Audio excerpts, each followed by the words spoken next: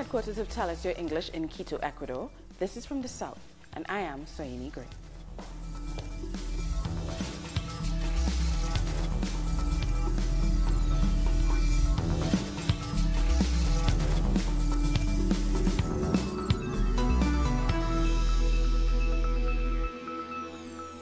We start in Puerto Rico, where police violently suppressed a Workers' Day demonstration taking place in the capital city, San Juan. Local media is reporting 19 people were arrested for various crimes like obstruction of justice or rioting. Thousands marched against pension cuts, school closures, and slow hurricane recovery efforts as anger grows against austerity measures in the U.S. territory. During the protest, police fired tear gas and rubber bullets to disperse the crowd. Several injuries have been reported. Online images of the protest show demonstrators running away as thick clouds of tear gas billow through the crowd. Clashes were reportedly centered in the district of Hato, where many banks and financial institutions are located.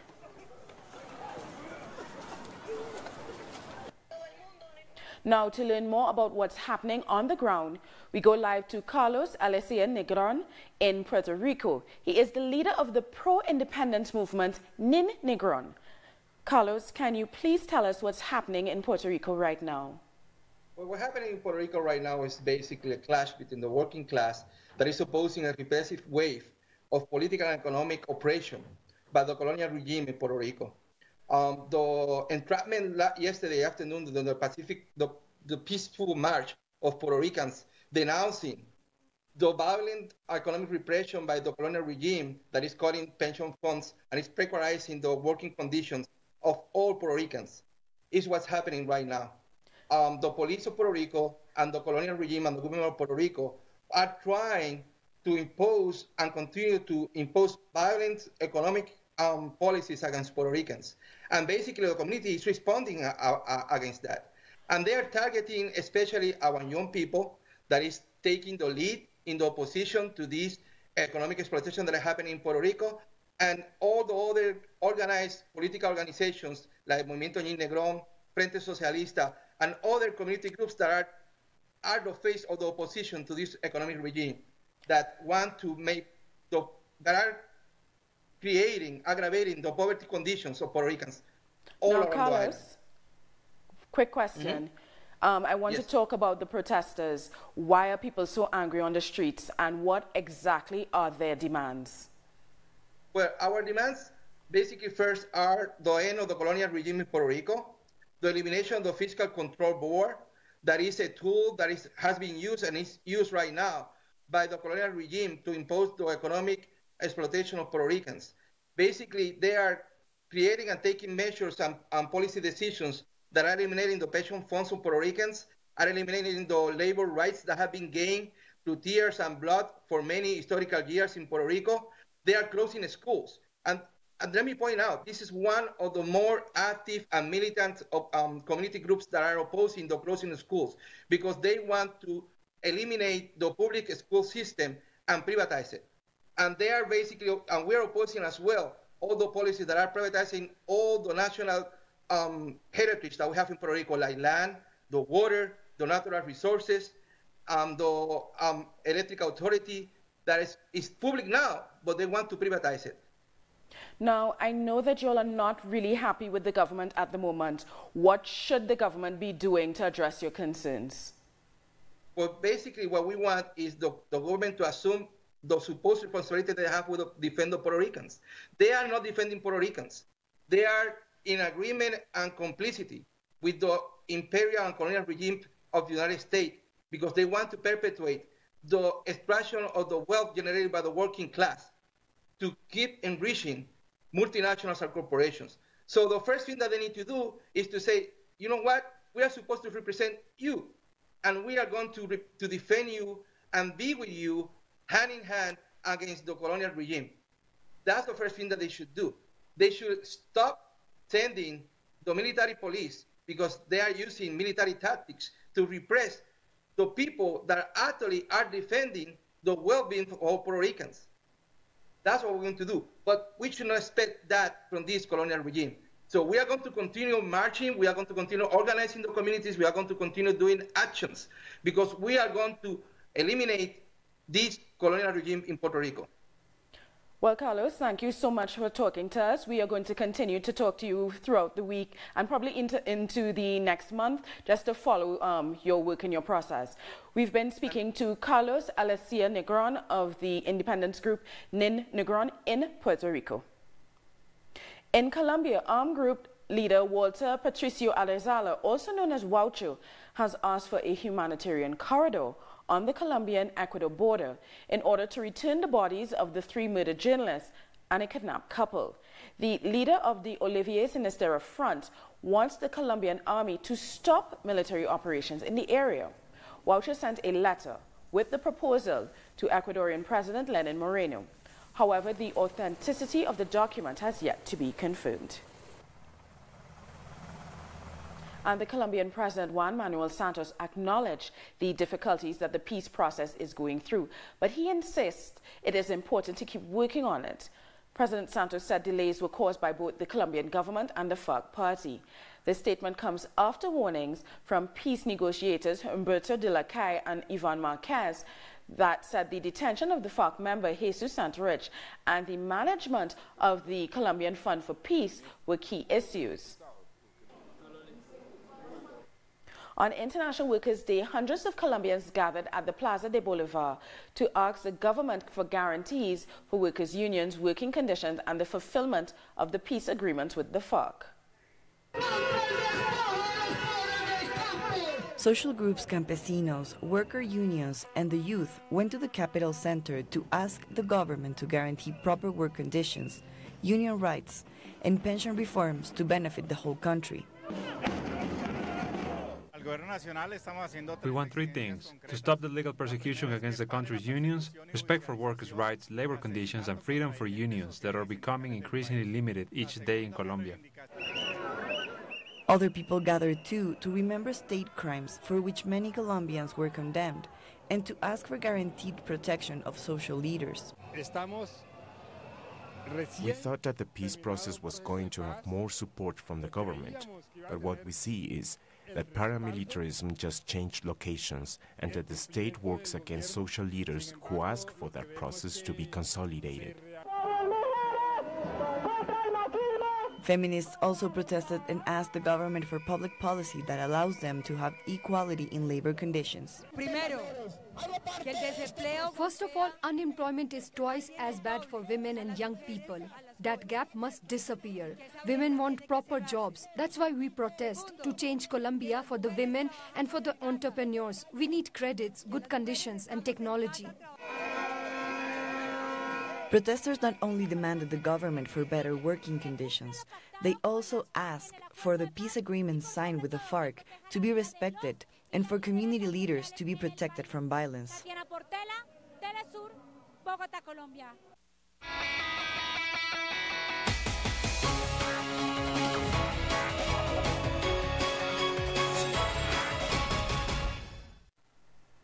And now to Venezuela, where workers paid tribute to the Bolivarian Revolution at Tuesday's May Day celebrations. Despite economic difficulties, workers celebrated social rights achieved and supported President Nicolas Maduro ahead of the upcoming elections on May 20th. Our correspondent in Caracas, Ian Bruce, brings us the details. May Day marches in Caracas began as they meant to go on, with dancing, drums, and surprising optimism. It's difficult to grasp just how difficult everyday life has become for every one of these people, with astronomical inflation pushing prices 10 times or more beyond the purchasing power of most workers. Edison Torres, who lost a leg but still works at a Pedeval subsidized food market outside the capital, blames the private sector. The companies and traders who keep on with this absurd business, they can't keep raising the prices because people need to be able to do a day's work and have enough to eat. But both Edison and Elcimar are confident about the future. We celebrated because we know this country will succeed. I believe in my President Maduro. These informal workers from the San Jacinto market begin to explain why.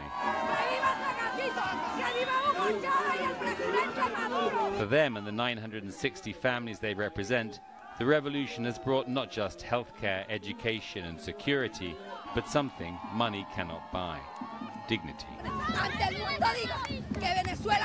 Tell the world that Venezuela has gold. This is gold. The people are gold. And on the 20th May, we will achieve a victory that reaches to heaven, where my commander Chavez is, and Jesus Christ too, who was the first revolutionary. We'll give them this victory. The march moved through the center of the capital with the same upbeat atmosphere. On the eve of this May Day, President Nicolas Maduro announced his 22nd increase in the minimum income, and the biggest so far, 95%. But he recognized this didn't get to the root of the problem. He's asking people to help him win the presidential election on May the 20th, so that together they can defeat speculation and rebuild Venezuela's economy on a healthy basis.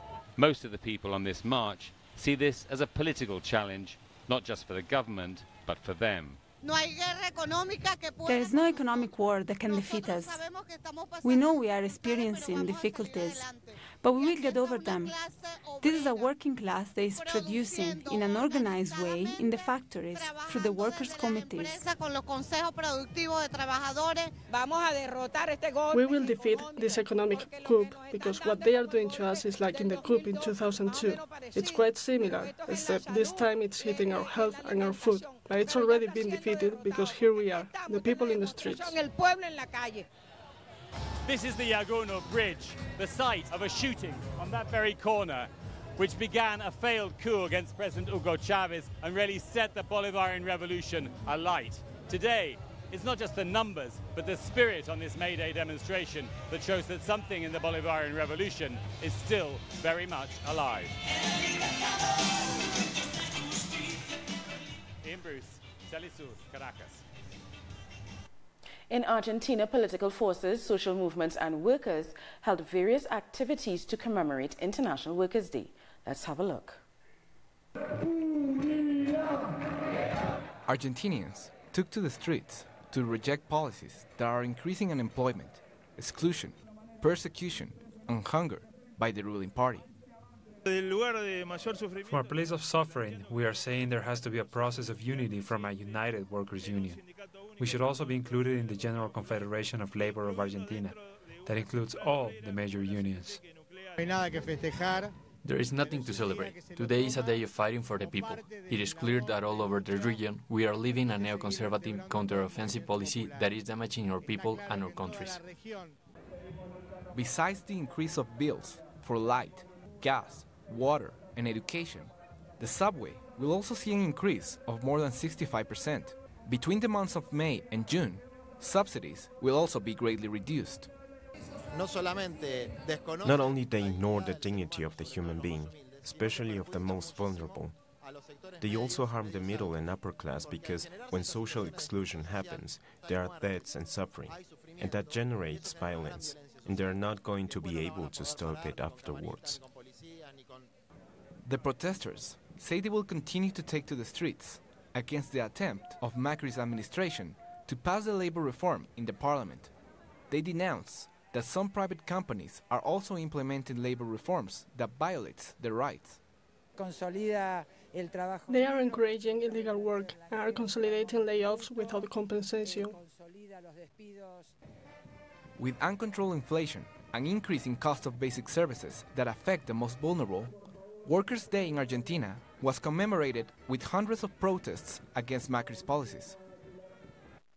We're going to take a short break now, but join us again after this look at what our multimedia colleagues are reporting.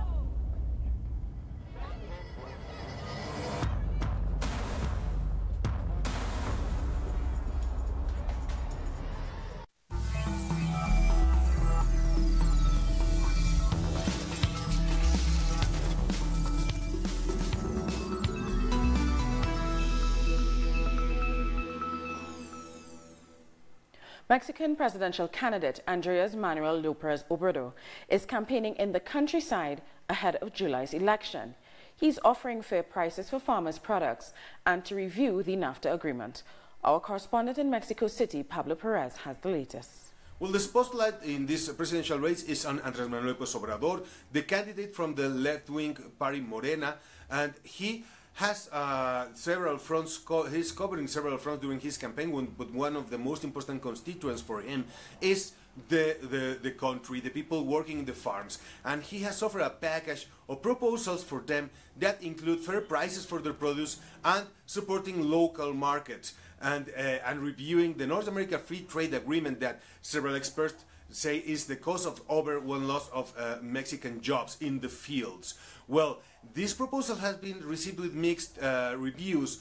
The farmers and the people in the country, they say, okay, it's okay, we're looking forward to that. We want our produce to be sell at a fair price. But the people from the National Agricultural Committee, they say that applying these proposals will be a big setback to historic times where the agricultural market in Mexico was not so developed, and it's harming the possibilities of exporting Mexican goods. But there are other people, the other analysts, they say, okay, but the most important thing right now is not exporting food, is being self-sufficient on production of food for the Mexican people. In Brazil, the jailed former President Luiz Inácio Lula da Silva told his supporters to resist together for democracy. He said it in a letter he released in time for May Day. The letter was delivered to a crowd in Curitiba that gathered near the police headquarters where Lula is being detained. He also condemned the gun attack on the Free Lula demonstrators on Saturday that injured 2 people. The letter reads in part, "I am indignant regarding this new attack on those who are fighting for justice in our country." Lula also criticized what he believes is the economic deterioration of Brazil called by President Michel Temer's administration. We have an illegitimate government in power that makes unemployment keep growing, and it humiliates Brazilian families. Out of 100 million people that we have in our workforce, barely 33 million have a formal job. The lowest number is the last 6 years. Over 13 million people are unemployed, and the same number have precarious jobs. The country has suffered from reforms made by Michel Temer. He has destroyed all the rights achieved by workers during the 20th century. And sadly, we see how our economy is stagnating. Democratic achievements are being removed, and most of the population has to make sacrifices in their everyday lives. The right to work, the right to protection, to study, to leisure time, it is all being restricted. 1 person has died and 3 more are missing in Brazil after a tower block collapsed during a fire in Sao Paulo. Our correspondent Ignacio Limas has the latest. Saludos, continúan las tareas del cuerpo de bomberos en el Firefighters continue to fight the blaze that took over a building in the center of Sao Paulo, which then collapsed. Around 150 families live there, although most were able to evacuate as the fire started. This building was occupied by people from the National Movement for Housing and other social organizations that fight for housing. This in a country that has 6 million people without a home. Firefighters are also working to find people still inside the building. 1 man disappeared in the blaze as he was trying to save others, and also a mother and her 2 children are unaccounted for. Their bodies have not been found. City authorities and political leaders have visited the site of the blaze. President Michel Temer was there, an unexpected visit that was criticized by many. People are also critical of the federal government that decided to stop the biggest social housing program in the history of the country that would have created 3 million units of social housing. We will keep you informed. We thank Ignacio Limas for that report. In Vatican City, the Chilean clerical abuse victims have met Pope Francis, who invited them to the Holy See after admitting grave mistakes in his handling of the abuse controversy in Chile. Jose Andres Murillo, James Hamilton and Juan Carlos Cruz said the pontiff was very receptive, attentive and empathetic and apologized to them in the name of the Catholic Church. The victims urged Pope Francis to take concrete measures in order to prevent these crimes from happening again. The victims were abused in the 1980s by the Chilean priest Fernando Caradima. We're going to take a short break now, but join us again after another look at what our multimedia colleagues are reporting.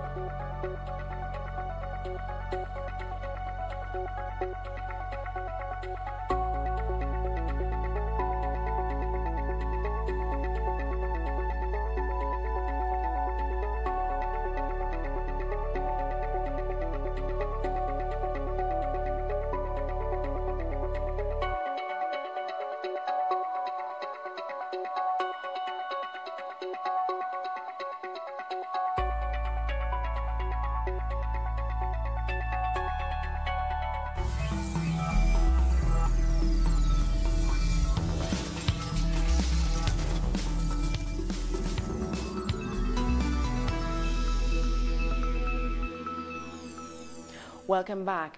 An attack on the Electoral Commission of Libya has left 12 dead. Here's more on that and the other stories making headlines around the world. At least 12 people have been killed and several injured in an attack on the head offices of Libya's Electoral Commission in Tripoli. Armed assailants stormed the offices and set them on fire. Suicide bombers were also reported to be involved. No group has claimed responsibility, but Islamic State is believed to be behind the strikes. The attack came as voters have been registering for elections announced for the end of the year. In Armenia, protesters are back on the streets of Yerevan, blocking the main routes to the city. This follows the rejection by parliament of a bid for opposition leader Nikol Pashinyan to become prime minister. For 2 weeks, Pashinyan has led anti-government protests, which led to the resignation of long-term leader Sir Sarkisian. We are protesting against the elections that happened yesterday because they didn't choose the leader that the people want. So today everyone will close the streets. At 7 o'clock will be a huge meeting so that everyone choose the leader that we want, the people want, not the government or what they want. China's Foreign Minister Wang Yi has arrived in Pyongyang to meet North Korean Vice Foreign Minister Ri Kil-song. It's the first time in over a decade that a Chinese foreign minister has visited North Korea. Both countries have been trying to improve ties after years of tension over its ballistic missile program. The meeting comes a week after a landmark inter-Korean summit. In Spain, the Basque armed separatist group ETA announced it is fully disbanding, the final step to the definitive end of its deadly, decades-long independence campaign that has left over 800 dead. In a letter dated the 16th of April and sent to the Spanish media, the group says its historical cycle is over. They asked for the end of the conflict in the Basque country. Over 300 killings by the group are still to be resolved. The organization is already announcing a final ceasefire, had already announced a final ceasefire back in 2011. Now, ahead of this announcement, ETA victims criticized the Basque separatist group's attempt to legitimize their actions. Last 21st April, ETA asked for forgiveness, but made a distinction between victims involved in what they call the conflict. As long as part of the population continues legitimizing terrorism, ETA will continue to live, and it will be necessary to delegitimize it. Since the declaration of October 20, 2011 and the definitive cessation of violence by ETA, the government has remained passive to all movements by the terrorist organization. With the resignation of UK Home Secretary Amber Rudd over misleading Parliament in relation to immigration policy, the government wants to draw a line under the issue. However, there is still widespread anger and calls for change. Our London correspondent Pablo Navarrete reports. The fallout from the Windrush citizenship scandal has intensified after Home Secretary Amber Rudd resigned on Sunday, saying she had inadvertently misled MPs over targets for removing illegal immigrants. Ms Rudd told MPs last week the Home Office did not have targets for removing illegal immigrants, but on Sunday the Guardian newspaper published a letter in which Rudd set out her ambitious but deliverable aim to deport 10% more illegal immigrants over the next few years to Prime Minister Theresa May. The scale of the Windrush scandal is still unfolding, but it is central to Rudd's resignation. In terms of scale, at the moment we don't know numbers, but it could be hundreds, it may even be thousands of people who have been impacted in some very devastating ways. Some people have been deported. There are some really sad stories of parents not being able to get to their child's wedding or children not being able to get to their parents' funeral. So the impact of it is vast in terms of numbers of people and the impact on people's lives. I don't think there's been a scandal this broad or this big in recent years. Since coming to power in 2010, Theresa May's Conservative Party have made more than 45,000 changes to the immigration rules. No other period in British history has seen so many changes in immigration law. These changes have been key to creating the hostile environment that May spoke about when describing the immigration policies the Conservatives would pursue. In my day-to-day practice as an immigration practitioner, I see people extremely distressed about the situation that they're in. And actually, I think that because of the rise in immigration fees, because of the cuts in legal aid, a lot more people are going underground and they're not actually regularising their status because they simply cannot afford to do so. While Rudd has had to resign, Widespread criticism of the government's handling of the crisis, and especially Theresa May's role in it all, persists. None of us should be living in a hostile environment. When you label some people as deserving of hostility, that's called racism. And that's what people from the Caribbean and many other people in this country, people of color, and people who had foreign accents, that's what people have had to bear. And now everybody knows there is justice to their case. While the government says it will address the issues that led to the Windrush citizenship scandal in a hope of drawing a line under the issue, the damage already done to people's lives will remain, and many are now saying that given Theresa May's central role in the scandal, she too must now resign. Pablo Navarrete, Telesur, London. We've come to the end of this news brief, but for these and many other stories, you can find them on our website at telesurtv.net/English. You can also join us on social media, Facebook, Twitter, and Instagram. For Telesur English, I'm Saini Gray. Thank you so much for watching.